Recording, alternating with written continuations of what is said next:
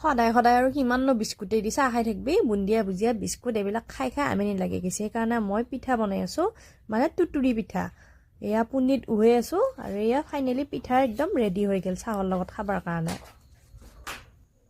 আজি চাহৰ লগত অলপ বেলেগ বস্তু বনাইছোঁ দেই আৰু এয়া হৰৰ গৰুৰ গাখীৰৰ একদম স্পেচিয়েল গাখীৰ দিয়া চাহ হাঁহৰ কণী আৰু ইফালে তুতুৰি পিঠা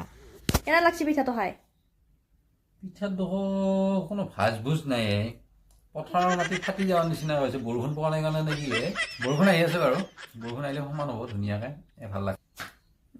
দালি পানী হ'ব পাৰে চাহ আছে কিন্তু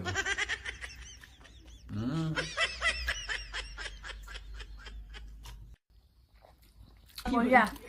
এইলে এতিয়া ঘৰত বনোৱা বস্তু মানে চাহটো কিবা স্পেচিয়েল লাগে অলপ হয় নে নহয় কিয় নহয় আকৌ নিজে খাই নিজে বনাই নিজে তাৰিফ কৰি আছে কৰিবা লাগিব কষ্ট বেছি এটা মেহনত গেছি গম পাইছা নাই অ' ইয়ে